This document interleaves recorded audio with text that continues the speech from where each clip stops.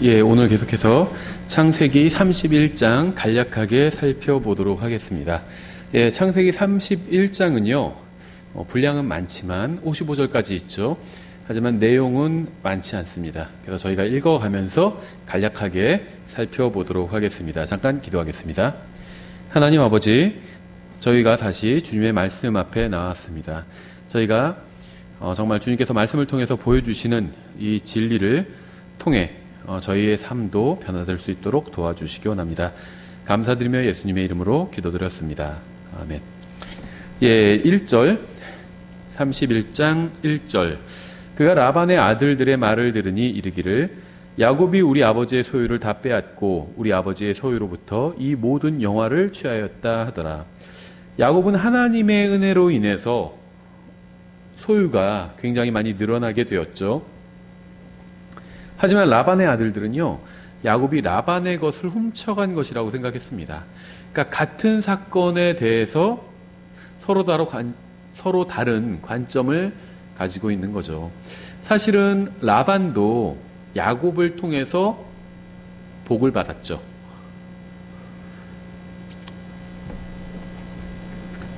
마치 보디발이 요셉을 통해서 복을 받은 것처럼 라반도 야곱을 통해서 많은 복을 받았습니다. 하지만 하나님께서는 라반에게만 복을 주신 것이 아니라, 물론 여기서 물질적인 복을 말하는 거죠. 라반에게만 복을 주신 것이 아니라 야곱에게도 복을 주셨습니다. 근데 이제 그것을 보고 이 라반의 아들들이 시기를 하기 시작한 거죠. 2절. 야곱이 라반의 얼굴빛을 보았는데 보라, 그것이 자기를 향해 전과 같지 아니하더라.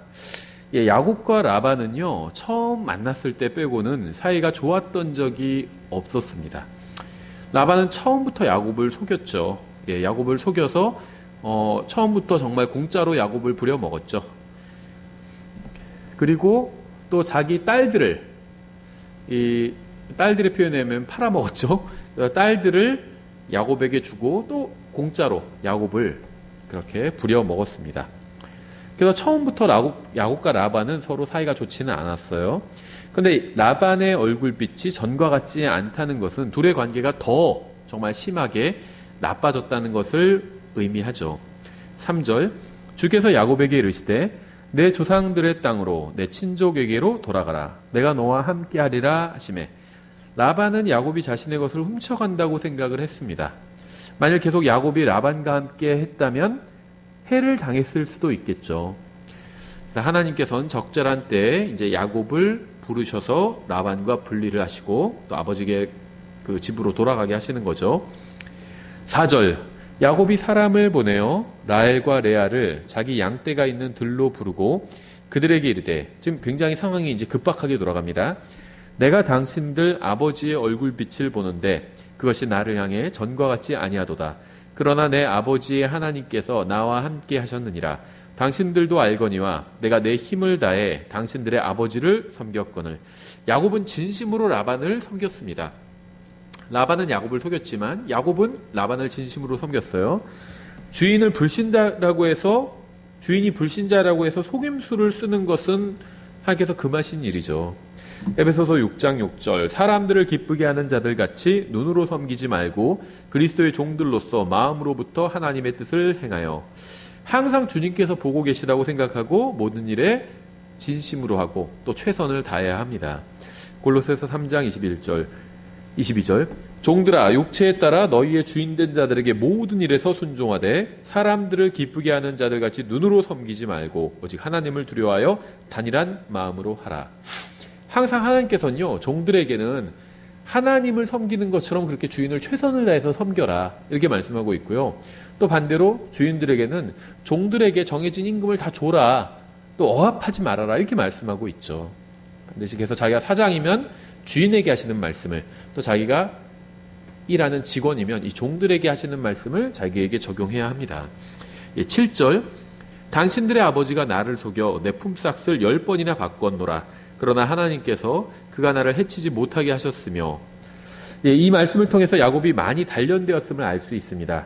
그는 라반이 10번이나 품삯을 바꿨지만 흔들리지 않았어요. 하나님의 은혜는 극한 상황도 이겨낼 수 있는 능력을 제공해 주죠. 또 야곱이 알고 있었습니다. 하나님께서 자신을 지켜주셨다는 걸 알고 있었어요.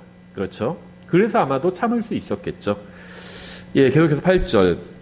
그가 이같이 말하기를 점 있는 것이 내 품삯이 되리라 하면 모든 가축이 점 있는 것을 낳았고 또 그가 이같이 말하기를 줄무늬 있는 것이 내 품삯이 되리라 하면 모든 가축이 줄무늬 있는 것을 낳았으니 하나님께서 이와 같이 당신들의 아버지의 가축을 빼앗아 내게 주셨느니라. 가축이 수태할 때 내가 눈을 들어 꿈에 보니 보라 가축 위에 탄 숫양들은 줄무늬 있는 것과 점 있는 것과 회색 얼룩진 것이더라. 꿈에 하나님의 천사가 내게 말씀하여 이르시되 야곱아 하시기에 내가 이르기를 내가 여기 있나이다 하매 그분께서 이르시되 이제 내 눈을 들어보라 가축 위에 타는 모든 수양은 줄무늬 있는 것과 점 있는 것과 회색 얼룩진 것이니 라반이 내게 행하는 모든 것을 내가 보았느니라.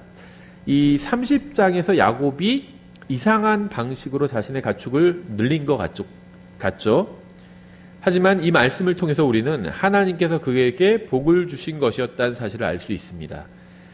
야곱 미신의 근거에서 가축을 늘린 것이 아니라 주님께서 말씀하신 것에 순종해서 그러한 결과를 이룬 것일 수도 있다는 걸 우리가 알 수 있죠. 이 본문을 통해서. 그렇죠. 야곱도요, 자기가 복을 받은 것이 자기가 무슨 미신적인 방법으로 나뭇가지를 어떻게 해가지고 재산을 늘린 것이 아니라 하나님께서 자기에게 베풀어 주신 것이라는 사실을 야곱도 지금 잘 알고 있어요. 그 얘기를 하고 있죠. 13절 나는 베델의 하나님이니라. 내가 거기서 기둥에 기름을 붓고 거기서 내게 서원하였으니 이제 너는 일어나서 이 땅을 떠나 내 친족의 땅으로 돌아가라 하셨느니라 하니라. 하나님께서는 야곱이 하란을 떠나기를 원하셨습니다. 주님께서는 그가 우상 숭배자들과 분리되기를 원하신 거죠. 14절 라헬과 레아가 그에게 응답하여 이르되 우리 아버지 집에서 우리에게 아직도 무슨 몫이나 상속물이 있나이까? 아버지가 우리를 낯선 자로 여기지 아니하셨나이까? 그분이 우리를 팔고 우리 돈도 완전히 삼켰나이다. 하나님께서 우리 아버지에게서 취하신 모든 재물은 우리와 우리 아이들의 것이니 그런즉 이제 하나님께서 당신에게 말씀하신 것은 무엇이든지 다 행하소서 하니라. 레아와 라헬은 옳은 결정을 했습니다. 여자가 한 남자를 만나서 결혼을 하면 그녀의 가족은 더 이상 아버지가 아니라 남편과 아이들로 이루어진 가정이에요. 그러니까 이제 원 가정을 떠나서 새로운 가정을 만든 거죠. 남자도 마찬가지예요. 한 여자를 만나서 결혼하면요, 자기 부모님이 자기의 가족이 아니라 새로 만나서 가정을 이룬 여자가 또 아이들이 있으면 아이들이 새로운 가족이 되는 거죠. 예. 그래서 결혼한 여자가 아버지와 남편 중에서 한 사람을 선택해야 된다면 남편을 선택해야 됩니다. 반대도 마찬가지예요. 결혼한 남자가 아내와 부모님 중에 한 사람을 선택해야 된다면 아내를 선택해야 돼요. 그게 내 가정입니다. 물론 나의 부모님, 결혼했다고 해서 부모 자식 관계가 끊어지는 건 아니에요. 하지만 이제 친족이 된 거죠. 친족. 나의 새로운 가족이 된 거잖아요. 결혼한 사람과. 그렇죠? 예. 레아와 라헬은요, 남편에게 복종하는 것을 선택함으로 주님의 말씀에 순종했습니다. 또한 하나님께서 남편에게 말씀하신 것은 무엇이든지 다 행하라고 남편에게 말하는 것은 이거 굉장히 훌륭한 선언이에요. 그렇죠? 남편이 하나님을 섬기려고 합니다. 그러자 아내가 하나님께서 당신에게 말씀하신 것은 무엇이든지 다 행하세요. 이렇게 말하는 것. 굉장히 훌륭한 아내죠. 그렇죠? 예, 그래서 모든 아내는 남편에게 이렇게 말할 수 있어야 합니다. 예, 17절. 이에 야곱이 일어나 자기의 아들들과 아내들을 낙타 위에 태우고 자기가 얻은 모든 가축과 모든 재물 곧 자기가 바단 아람에서 얻은 가축을 이끌고 가나안 땅에 있는 자기 아버지 이삭에게 가고자 하였더라. 라반이 자기 양들의 털을 깎으러 갔으므로 라헬은 자기 아버지의 소유인 형상들을 훔쳤고. 예, 이 말씀을 통해서 우리는 라반이 우상 숭배자였다는 사실을 알 수가 있죠. 또한 우리는요, 왜 라반과 야곱이 그렇게도 갈등이 있는지 알 수가 있어요. 모든 일의 원인을 하나님에게서 찾고 하나님께 영광을 돌리려는 사람과 야곱이죠. 그렇지 않은 사람, 라반이죠. 이 둘이 무엇인가 함께 한다는 것은요, 대단히 어려운 일임에 분명합니다. 또 19절을 통해서 우리는요, 이스라엘 안으로 우상을 처음으로 들여온 사람이 누구인지도 알 수 있죠. 라헬은 야곱의 사랑을 받는 아내였지만 이 라헬로 인해서 우상이 들어오게 되었습니다. 우상 숭배는 결코 작은 일이 아니에요. 이 죄로 인해서 한 국가나 한 민족이 멸망할 수도 있습니다. 죄인 하나가 많은 선한 것을 파괴시키느니라. 전도서 9장 18절에서 이렇게 말씀하고 있죠. 우상 숭배의 끝은요, 짐승의 형상에게 경배하는 것입니다. 훗날 이 이스라엘의 남은 자들을 제외한 배교한 이스라엘 사람들은요, 짐승의 형상에 경배하게 되고요, 영원한 심판을 받게 될 것입니다. 주님께서는 친히 그들의 불법을 끝내시고 영원한 의를 이루시고 또 이스라엘의 남은 자들을 구원하실 거예요. 다니엘서 9장 24절에 나와 있죠. 주께서 내 백성과 내 거룩한 도시에게 71회를 정하셨나니 이것은 범법을 그치고 죄들을 끝내며 불법에 대하여 화해를 이루고 영존하는 의를 가져오며 환상과 대언을 봉인하고 또 지극히 거룩하신 이에게 기름을 붓고자 함이라. 예, 이 형상들은요, 나중에 드라빔이라고 불리게 되는데요. 사사기 17장 5절이죠. 그 사람 미가는 신들을 섬기기 위해 집을 가지고 있었으며 에봇과 드라빔을 만들었고 자기 아들들 중에서 하나를 구분하여 자기 제사장으로 삼았더라. 예, 그래서 이러한 우상은 가지고 다닐 수 있을 정도로 이렇게 작은 것으로부터 시작해서 이제 사람처럼 보이는 큰 것까지 종류가 다양했습니다. 사무엘상 19장 13절 이렇게 되어 있어요. 미갈이 형상 하나를 취하여 침상에 놓이고 그의 베개 대신 염소 털로 만든 베개를 넣고 옷으로 그것을 덮었더라. 그러니까 라헬이 가지고 있었던 우상은요, 이게 깔고 앉아서 안 보이게 숨길 정도로 작은 휴대용 우상이었죠. 근데 미갈이 사용했던 이 형상은요, 사람만한 거였어요. 그래서 침대에 눕혀놓고 이불로 덮어놓으면 사람이 자고 있는 것처럼 보이는 그렇게 사람만한 거였죠. 이게 다양합니다, 크기가. 예, 다시 창세기 31장 20절로 들어와서요. 야곱은 자기가 도주하는 것을 시리아 사람 라반에게 알리지 아니한 채 몰래 떠났더라. 뭐 당연하죠. 도망갈 때 알리고 떠나면 안 되죠. 이와 같이 그가 자기의 모든 소유를 가지고 도망하였으며 그가 일어나서 강을 건너고 길앗산을 향해 얼굴을 고정하니라. 셋째 날 야곱이 도주했다는 소식이 라반에게 들리므로 그가 자기 형제들을 데리고 그의 뒤를 따라 일의 길을 가서 그들이 길앗산에서 그를 따라잡았더니 라반은 야곱을 붙잡기 위해서 전속력으로 쫓아갔습니다. 라반은 야곱의 가족과 재산을 빼앗았고요. 어쩌면 그를 죽이려고 했을 겁니다. 24절 밤에 하나님께서 꿈에 시리아 사람 라반에게 오사 그에게 이르시되 너는 조심하여 야곱에게 좋다 나쁘다 하지 말라 하시니라. 하나님께서 라반이 무슨 짓을 하려는지 아셨기 때문에 사건이 일어나지 못하게 사전에 방지하셨죠. 야곱의 행동을 평가하지 말라는 것, 좋다 나쁘다 평가하지 말라는 것은요, 야곱을 위협하거나 위해를 가하지 말라는 의미죠. 예, 25절 그때 라반이 야곱을 따라잡으니라. 이제 야곱이 산에 장막을 쳤으므로 라반이 자기 형제들과 함께 길앗산에 장막을 치고 야곱에게 이르되 내가 내게 알리지 아니하고 내 딸들을 칼로 사로잡은 포로같이 몰래 끌고 갔으니 내가 행한 일이 도대체 무엇이냐. 내가 희락과 노래와 작은 붓과 하프와 함께 너를 보냈겠거늘 어찌하여 내가 은밀히 도주하여 몰래 나를 떠나고 내게 고하지 아니하였느냐.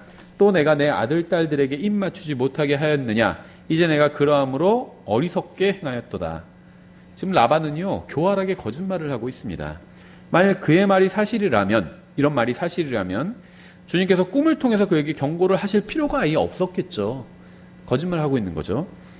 예, 29절 너를 해칠 만한 능력이 내 손에 있으나, 이건 사실이죠. 내 아버지 하나님께서 어젯밤에 내게 말씀하여 이르시되 너는 조심하여 야곱에게 좋다 나쁘다 하지 말라 하셨느니라. 이것도 사실이죠.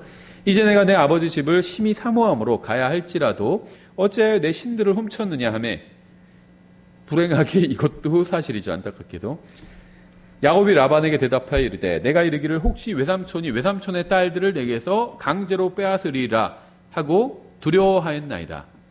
참 신기한 거는 장인어른인데 이제 장인이라고 안 부르고 외삼촌이라고 아직도 부르고 있습니다. 물론 이게 이제 한국어로만 된 표현인지는 모르겠어요. 한번 확인을 해보죠. 창세기 31장 29절이죠.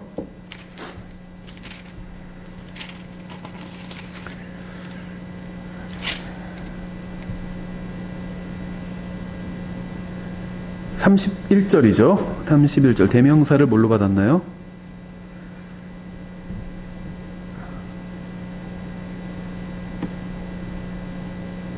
그냥 다우로 돼 있는 걸 이제 외삼촌으로 받았군요. 이게 좀 쉽지 않은 부분이겠죠.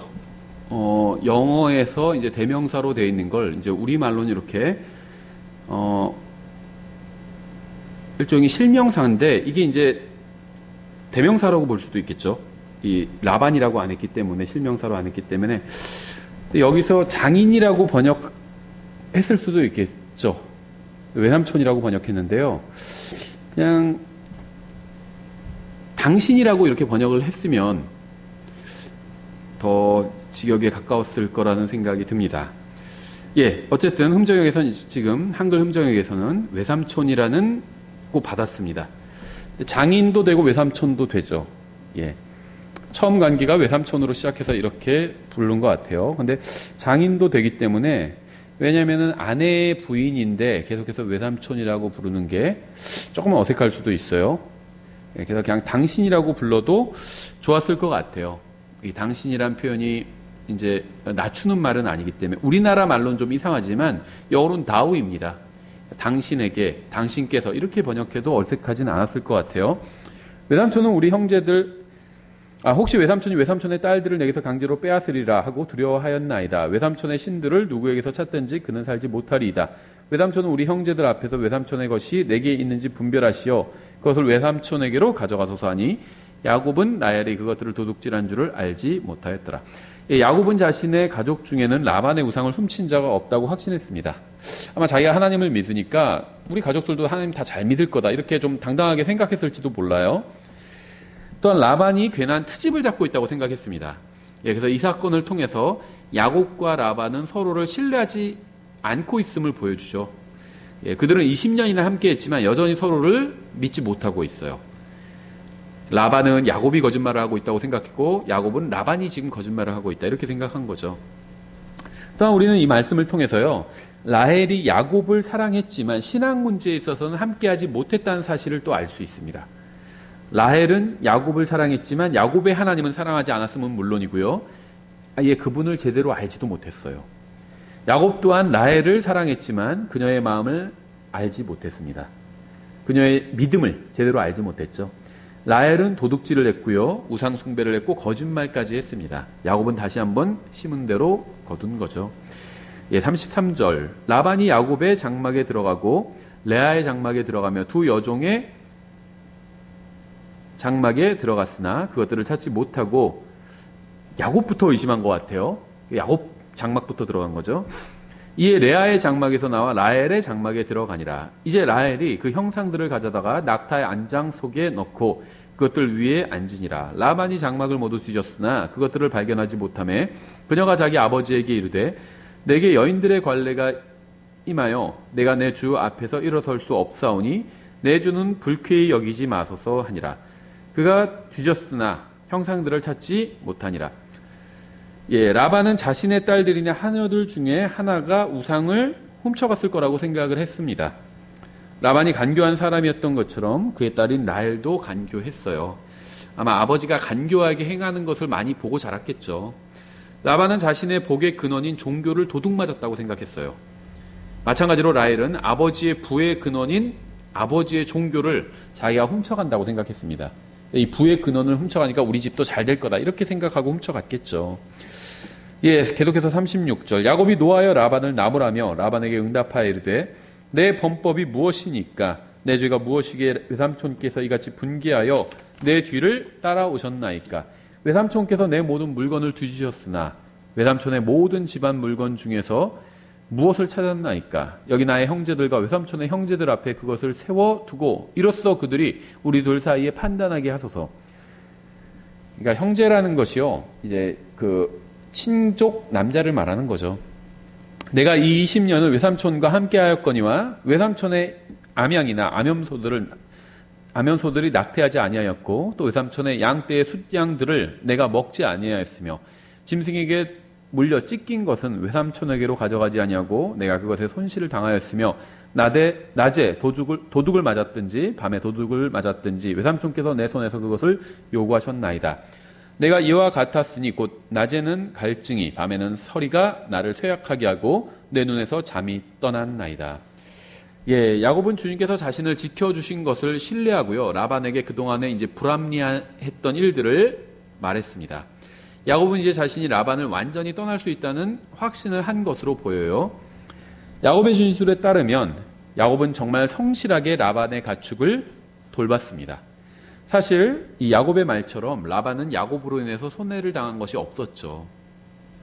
41절 내가 외삼촌의 집에서 이와 같이 20년을 지냈으니 곧 외삼촌의 두 딸을 위하여 14년 동안 외삼촌의 가축을 위하여 6년 동안 외삼촌을 섬겼거니와 외삼촌께서 내 품값을 10번이나 바꾸셨나이다. 만일 내 아버지의 하나님 아브라함의 하나님 곧 이삭이 두려워하는 분께서 나와 함께 계시지 아니하였더라면 분명히 외삼촌께서 이제 나를 빈손으로 돌려보내셨으리이다마는 하나님께서 내 고난과 내 손의 수고를 보시고 어젯밤에 외삼촌을 책망하셨나이다.